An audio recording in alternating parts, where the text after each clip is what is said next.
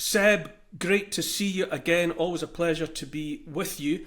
To get straight into it, clearly there's, well, never really been a run up to a US presidential election quite as febrile as this one, certainly not in my memory. Is it still an appropriate expression of the discourse of a mature republic, or have we got to the point where it's more like a knockdown drag out fight in a mixed martial arts cage fight? It's even worse than the second version, because what we have is an elite run by one of the parties whose leaders consider half of the country, well, take your pick, Neil, which day of the week it is. We're either Nazis or we're rubbish, we're garbage. So think of the fact that the most powerful nation in the world that runs 12 nuclear aircraft carriers, has a man with a briefcase next to the president with the launch codes for the most powerful military in the world. The people running it think half of us are vermin and scum, and have members of their supporter base who've tried to kill my former boss on several occasions. So, yeah, if you read this scenario in a Tom Clancy novel, you'd say, beyond credulity, absolutely unbelievable. We are living through it now. What it makes me wonder about, at the very least, if not worry about, is the thought of a Pyrrhic victory. You know that things are so bitter now that whichever side wins, the accumulated wounds on both sides. You know the election's one day, well, effectively. But there's the rest of time to be dealt with, and it's hard to imagine how the Republic moves forward when the House is so divided. This is a real question. I think you've hit the nail on the head. Let's go through the two scenarios. Let's avoid the third one where we have a knockout, drag out, and we don't have the results for weeks or months on end, which is possible given what the Democrats have already admitted to preparing. But if we have the left win, then the last 4 years continues. Then people like my former White House colleagues, Steve Bannon, Peter Navarro, are imprisoned for political purposes. I just had a man on my show, Ricky Williams, whose beautiful black wife was just given a custodial sentence for 3 years because she stood outside a Planned Parenthood in New York. And now her little baby daughter hasn't got a mother for the next 35 months. So we'll just see more of the abuse of the last 4 years. We'll have open borders. It won't be 20 million illegals in 4 years. It'll be 40 or 50 million illegals.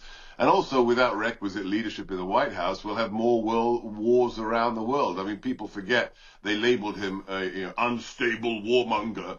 But when President Trump was in the White House, there were no new wars. Putin didn't invade anyone. Israel didn't see the slaughter of the innocents at the hands of Hamas jihadis. So 4 more years of that under Kamala, and just imagine what the bad guys will do. So that's scenario one. Scenario two, if we win, if the good guys, if the patriots win, God willing, and President Trump is the commander-in-chief, it's funny, I do all these interviews for foreign channels now, and because it's the election, I get, heads of news agencies from Sweden coming to interview me in DC, and they always go, if your guy loses, is there going to be another January 6th? And I say, hang on a second, I'm less worried about maybe a couple of hours of rioting than if we actually win, because what's the left going to do? Forget January the 6th, in comparison to the summer of love with BLM and Antifa torching whole cities, $3 billion worth of damage done, 40 plus people killed by the likes of Antifa and BLM. The left has normalized violence. Why has the president got a scar on his ear right now? Because the Democrat Party for 8 years have called him Hitler, a despot, a dictator. And if quote unquote Hitler wins, Neil, what are the Democrats supposed to do then? What is this death cult going to react if we actually win the election? It is a desperately serious situation. Obviously, just in the aftermath of the LA Dodgers baseball series win and the rioting there in the home of in the winning city, and I interviewed Mark Halperin a few weeks ago. Who was suggesting that a Trump win might occasion the greatest nervous breakdown, mental breakdown on the part of half of the American population as has ever been seen in history. It's critically important, isn't it, for the greatest republic must find a way, somehow must reconnect with some kind of empathy for the other side in order meaningfully to go forward. Let's put blame where blame needs to be apportioned. The people who vote America first don't have to do anything. We're not the ones in the wrong. I did this tweet yesterday night, and I just did this long list, and I'll just give you a couple of items from memory.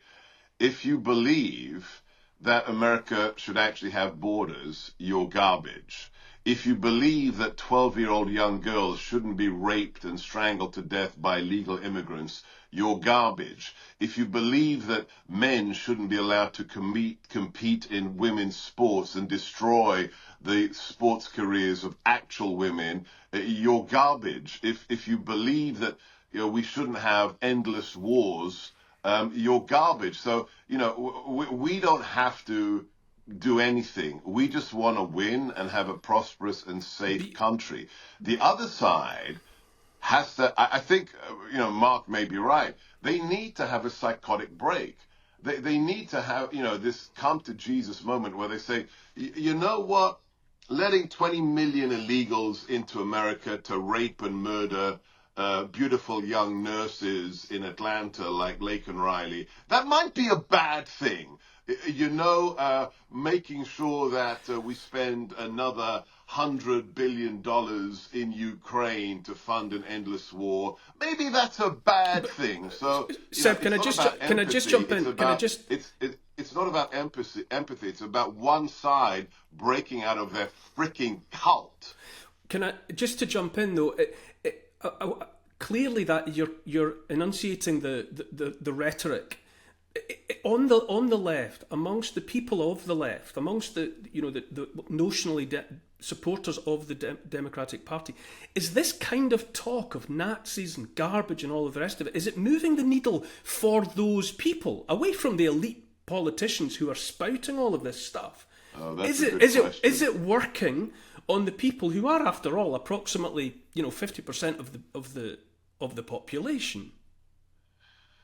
Yeah, my friend Dan Bongino, who has the most successful radio show in America, former Secret Service agent, he has this kind of phrase. He says he calls Biden the rotting bag of oatmeal in the White House, and he you can extrapolate that.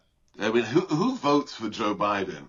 And I've kind of twisted that into, look, if the candidate were a bag of potatoes with the letter D on it for Democrat, they'd vote for it, right? So the rhetoric of garbage and fascism, that's for the hardcore, that's for the base, that's for the loonies who think that, your 27th COVID vaccine booster is going to make you healthy. My hope is and look, you're a political geek, I'm a political geek. Elections are won in the middle by people who really aren't political, who don't see themselves as political. And I think the effect of the rhetoric, the garbage rhetoric, the he's Hitler rhetoric, is most important on those in the middle who say, hang on a second, when President Trump was in office, the price of petrol was 30% of what it is today. How does that make him Hitler? So I can't speak for the hardcore Democrat voter because I can't channel insanity, right? That's not in my wheelhouse. I can't do that. But yes, they have to be completely and utterly trounced at the election, and then maybe some normal person can come back in and say, hey guys, you know what, we screwed up for the last 20 years. Think of this thing, Neil. I'm no fan of Bill Clinton, right? having sex with 21-year-old interns in the Oval Office is not my kind of role model. But the one thing you can say about Bill is that he wasn't insane. He reined in the loonies. The radical left existed back then in the Democrat Party, but he reined them in. Today, there's nobody that reins them in. Let me give you one soundbite that your viewers can check if you don't believe me, and I'm not surprised you don't believe me. The most senior Democrat in the Senate, in the upper house, Chuck Schumer, went to the steps of the Supreme Court and held a press conference on camera where he threatened the lives of President Trump's Supreme Court appointees, Kavanaugh and Gorsuch. He says on camera, "Gorsuch, Kavanaugh, you will reap the whirlwind." And I'm thinking, you're the most senior senator and you're threatening members of the Supreme Court? In a prior age, that Democrat would have been removed from office by his own party for being a lunatic. He's still the leader of the Democrats in the upper house. To get to the specifics of Donald J. Trump's policies, I mean, you've already invoked the spectre of immigration and what it has, some of its manifestations. Mr. Trump is talking about mass deportation, for example. He's also has certainly floated the idea of, instead of income tax, compensating for the revenue generated previously by income tax via tariffs. Are these realistic, unapologetic policies that you, Seb Gorka, see being enacted by a Trump administration, or is it more well, like I hope so. pre-election rhetoric?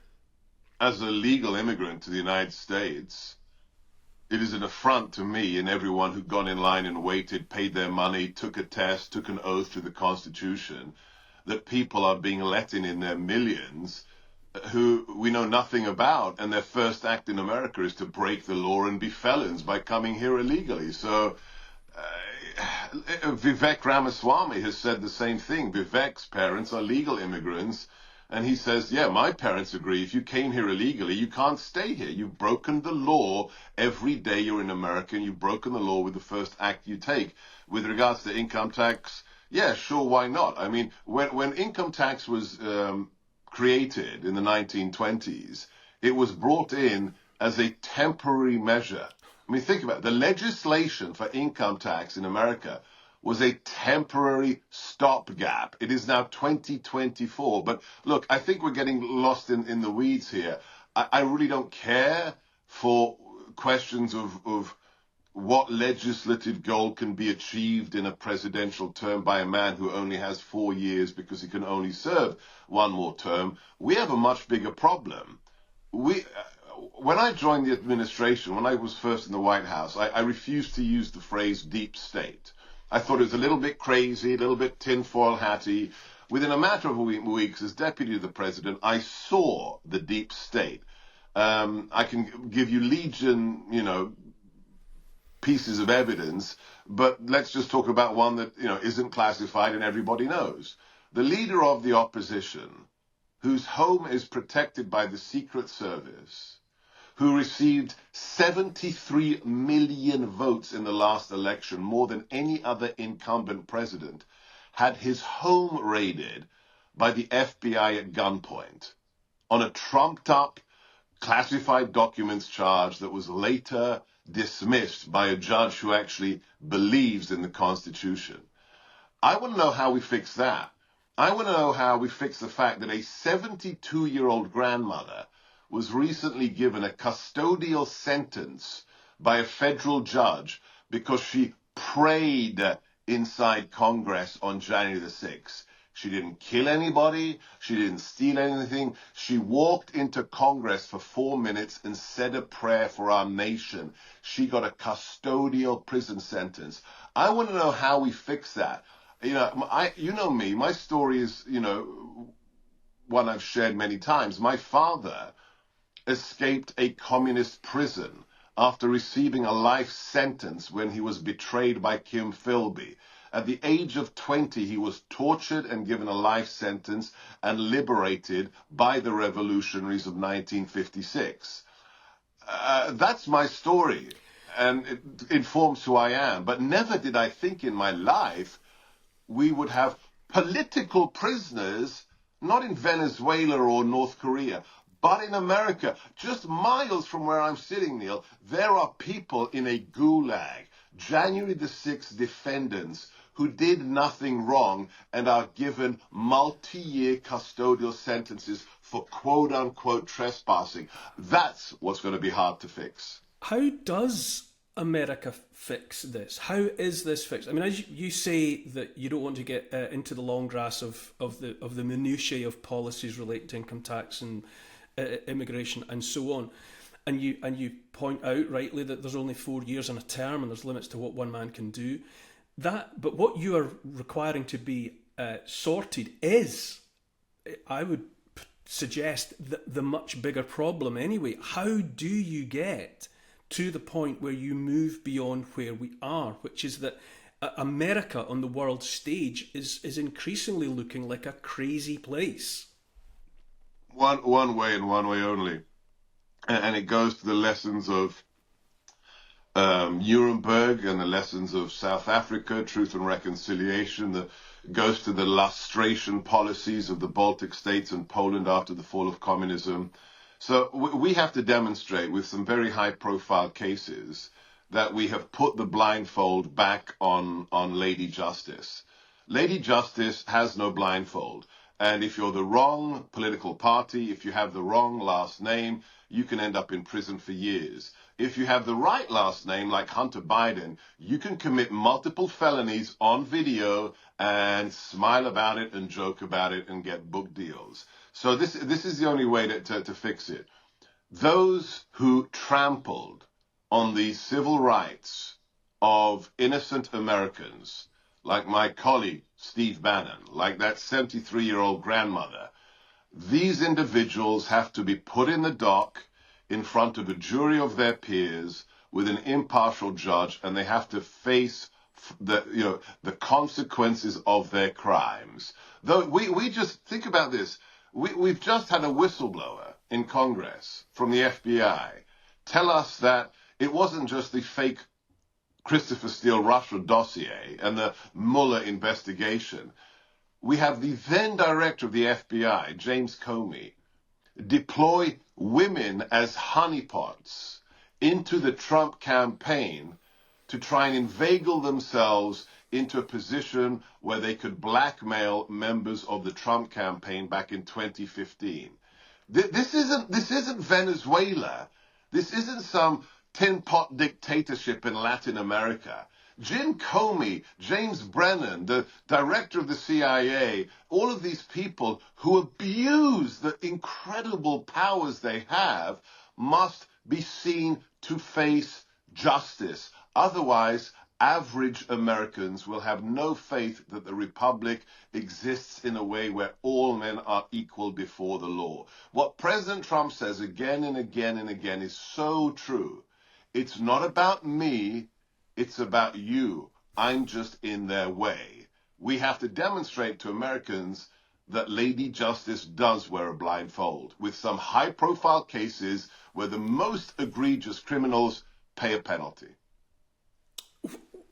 When there's so much talk about, well, there has been so much talk of interference with elections in 2016, in 2020, however you want to define interference, what do you make of the news from my side of the Atlantic of the Labour Party, which is the party of government here in Britain, apparently dispatching individuals, a three-figure number of individuals, to seek to support Kamala Harris's campaign and by extension, hypothetically, to undermine the campaign of her rival Donald Trump. What do you make of that? Well, as I've written op-eds in the UK, as I did several interviews at the time, which I think led in part to the Labour Party having to rethink that manoeuvre, it's a bloody stinking outrage. I mean, think about it. Is there more? And I hate using this language because all the tinfoil hat people are going to say, "Oh, see, I told you so." But is there more? Is there a better piece of empirical evidence that the globalist elite exists and they don't give a fig for the will of the people? That one socialist administration in one country 5,000 miles away dispatches or plans to dispatch its minions to our republic to hobble the opposition leader and help the incumbent also socialist party. And the worst part of it all, and you must laugh at it because it's so bloody egregious. They're so arrogant in their disdain for the actual will of the voter that they post about it on LinkedIn. I mean, these people are so arrogant and yet so stupid that this isn't some behind-the-scenes machinations by some eminence grise. This is, hey, you want to come join us to undermine the election in America, in the swing states, to help out Kamala? Yeah, case closed. The globalist enterprise is real, and they just admitted it. It seems to me that there is simply a void of comprehension, of empathy, all of that between the political elite, and I'm loath to describe politicians as elite, quite frankly, but a void between the elite and the people. I do wonder how we have got here. We in Britain, yourselves in the United States of America, where the political class seems to be talking to itself and each other, while the rank and file, us, are left flailing and scrabbling after whatever crumbs fall from the top table. How have we got here? Well, again, I need to, push back on that, right? You're making it sound like it's this univalent answer and there's one blob that has no empathy. Let's talk about empathy for a second. President Trump is probably the most empathetic billionaire on the planet today. People miss the most important part from the McDonald's, visit to the fry station. President Trump has donned the apron. He's making the French fries. This is an act of empathy in and of itself.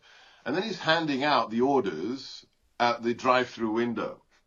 And an immigrant couple drives up with relatively thick South Asian accents. And the husband says, "Oh my gosh, wow, Mr. President, we pray for you every day." And then from the other side of the vehicle, a little bit quieter, you hear the wife's voice, also accented, probably from India. And think about it, the immigrants who came here legally are praying for President Trump. And she says, "You took a bullet for us, Mr. President." And what does he do? He doesn't have some pat cue card response. He pauses and he says, in this kind of quiet inner voice, it's not normally indicative of his style. He says, "Yeah, I guess I did take a bullet for you." I mean, there is no greater empathy than to risk death for your fellow man. That's what Jesus taught us. That is the ultimate act of love. And I was there at Butler, Pennsylvania, when President Trump went back to the scene of the crime where an assassin's bullet hit his head at 3,000 feet per second. So the lack of empathy is not a function of us. It's a function of the false conservatives, such as the Tory party. I grew up under Margaret Thatcher. There is no Tory party in the UK today. And I've heard shocking reports from my friend Calvin Robinson that Nigel Farage, who I thought would be the future of conservatism in the UK, has seemingly been co-opted by the blob and now has backtracked on the threat of Muslim extremism and the need to export and deport illegals from the UK. So, the problem is the establishment. Why does the establishment not have empathy? Because they're godless scum who deny the existence of transcendental truth. When you deny the existence of transcendental truth, when you hate yourself and then you project onto the country your hatred, then you can't, by definition, have empathy, because the only thing that matters is the accrual and the maintenance of power, Neil. One last question, Seb, if I may. I'm aware of the time's against us, as always, but you knew Donald Trump before. You knew him in the world of before. He seems to me to be a very different man. Even before the bullets, he seemed to be a different character. I wonder if you see that change in him also. Well, I saw the change in him. So my wife is chair of the Republican Party for our county in Virginia. So we went to the RNC convention, the nominating convention. And the way he entered the arena 2 days after getting shot was a facial expression you've never seen on the president. I mean, I had once in the Oval Office, but the public had never seen this very dour, this very serious expression. And he sat there every evening in the box watching the speakers, and then he gave his speech. So, yeah, I mean, look, it's a cliche, but when you're touched by death, it forces you often to reevaluate. So this is a different man. But I'd go back to, it's even before Butler. 2 years ago, November 2 years ago, I was at Mar-a-Lago for the event where he announced his re-election campaign. And I know the man. I've worked for him. I met him before he was president. And I'm standing there in the ballroom with 800 other, MAGA luminaries. And then it just hits me like a gut punch. The man they've tried to destroy for 4 years, who has been called Hitler, a white supremacist, a Nazi, a misogynist, he's prepared to do it again. And that's the shocking fact. This is a man who could just go off to Turnberry and spend the rest of his days playing golf, or, as he says during his rallies, I could be on a beach in Monte Carlo. But what is he doing instead? He's literally risking his life every time he gets up on that stage in a public arena for one reason and one reason alone. And it's the reason I agreed to work for him back in 2015. Within seconds of meeting this man, I knew that he loved our country and he wanted to save it. That's the real Donald Trump. And I think almost being murdered on multiple occasions has simply reinforced his dedication to his fellow man and his mission to make sure that we are once again, as Ronald Reagan said, the shining city on a hill. Seb Gorka, it's always a pleasure to hear your insights and your perspective. Like you, on your side of the Atlantic, I think we all here are holding our breaths to see what must happen next. Thank you for your time. God bless. If you want to find out more, just follow me on social media. And for my latest analysis on what really happened in the Trump administration, my Substack, sebastiangorka.substack.com. Thank you, Neil. Thank you, Seb Gorka. To stay up to date with US politics, including the upcoming election, don't forget to subscribe to GBN America on YouTube.